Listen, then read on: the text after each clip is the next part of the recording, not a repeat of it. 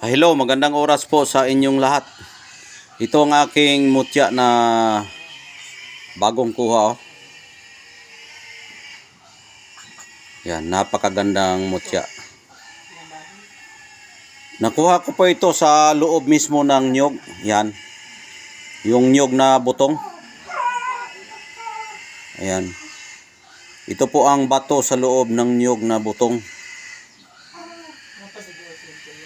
Yan. Kumbaga ito po ang kanyang buwa. Buwa ng nyog na butong. Yun sa amin yung butong. Sa Tagalog yan, buko siguro. Yan. Ayan o.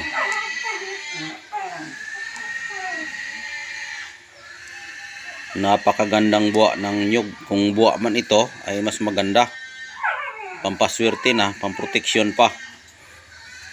Dahil yung ugali ng buwa at nakatago yan sa loob ng nyog. Kaya tagulilong. Tapos kapag may kalaban ka, hindi ka makikita. Ang nagdadala rin ng swerte yung bunga. Yung bunga niya ang nagdadala ng swerte. Dahil nga prutas nga po siya, ay kaakit-akit po ang prutas sa pangnegosyo. Ayan, kaya dalawa ang pwede nating magamit ito. Pwede ring pangkalahatan. Kung proteksyon naman ang pag-uusapan, yung nyog ay kung ibabagsak ka, hindi ka mabagsak dahil nga nahuhulog na yung mga bunga, tutubo pa rin yan.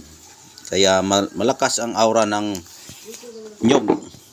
Kaya kung mayroon ka nito, napakaswerte mo.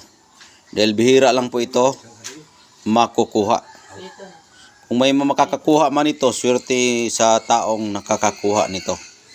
Ito ay nakukuha ko ito araw ng Martes. Ayan, pagbiya ko sa nyog, iyan po ang nakita ko sa loob na nyog na butong. Ayan. May power talaga siya. Dahil kapag walang power, hindi yan magpakapasok dyan sa loob. Ayan po. Ayan o. Naglipat tayo ng lugar para makita nyo talaga yung itsura niya na napakaganda talaga yung buwa natin ng nyog. At ang napakaganda rin ito po ay isang kristal na bato. Crystallized yan na bato. Ayan. Yan po, dito po dumadaan yung sibol o tubo ng nyog. Pero nakuha ko po ito hindi sa hindi yung lahing. Yung butong, yung buko lang. Pero nagtataka ako bakit ganito ang kanyang hitsura. Dahil may nakukuha akong butong, ang hitsura niya ay dito lang sa dulo ang kulay Yung parang butong rin ang forma. Yung dulo lang niya, yung puti, di ba? Kita nyo yung dulo. O diyan, ganyan yung sa butong. Pero ang dito, pinagtataka ko dito, yan, para siyang lahing. Yung, yung pwede na ikopras. Yan ang pinagtataka ko sa loob ng nyog na butong. Butong sana yan, pero yung mutya niya, solid. Dahil nga crystallized na parang butong siya, mild ang pagkatigas. Pero dito sa kanyang dulo matigas talaga, black and brown na siya Ayan black and brown na siya. At napakaganda po yung hitsura niya. Ayan.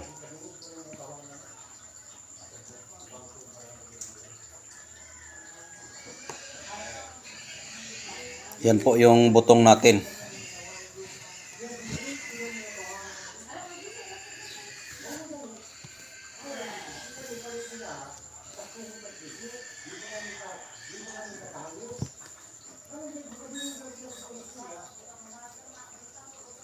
Ayan.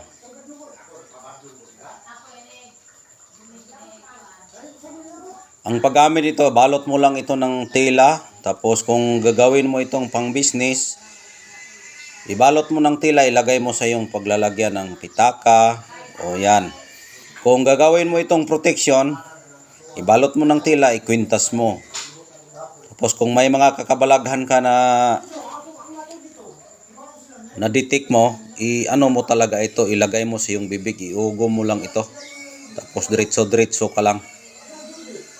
Ito ay magamit ito sa tagaliwas, pagkabal, panipas, itong ganitong klaseng mutya.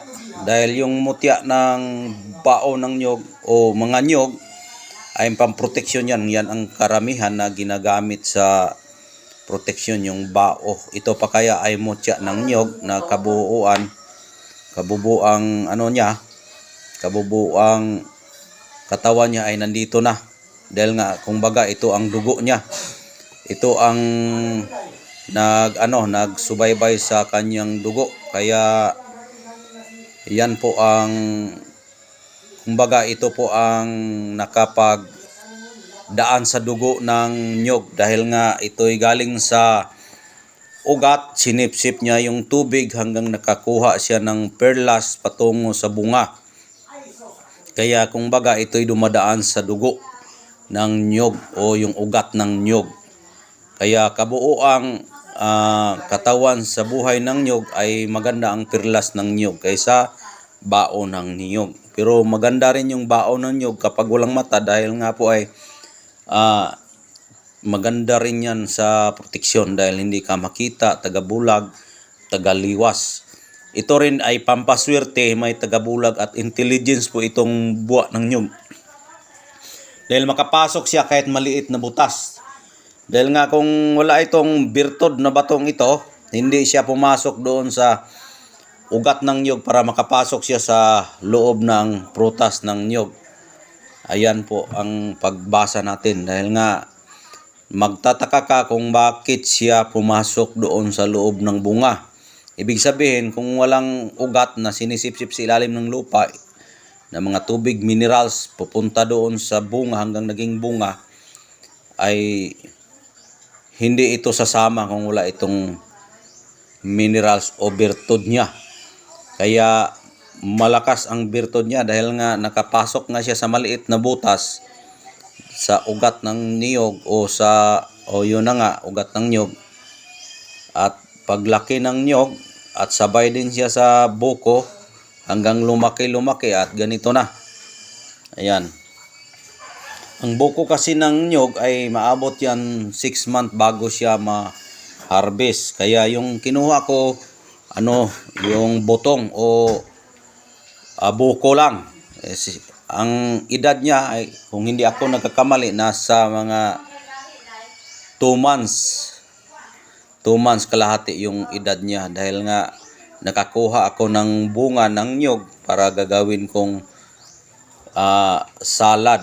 Kaya yan po ang aking pagkakuha sa buwa na tinatawag na mutya sa buko o buwa kung tawagin, dahil nga kung hindi iyon nakuha, ito ay lalaki at magiging buwa. Pero dahil nga po nakuha natin sa murang edad niya, 2 months pa yung buko at may nakapasok na sa loob na katawan sa prutas ng nyog, ito talaga ay napakalakas yung birtud niya dahil pumasok na siya doon sa loob. Kaya ito ay perlas ng buko ng nyog. Ayan. Kaya kung gusto nyo na ganitong mga bato o mutya, ito po ay available sa nangangailangan at naniniwala. Pero kapag hindi ka maniniwala, huwag ka nang tumingin para hindi masayang ang iyong oras. Kaya hanggang dito na lang. Maraming salamat po. God bless po sa inyong lahat.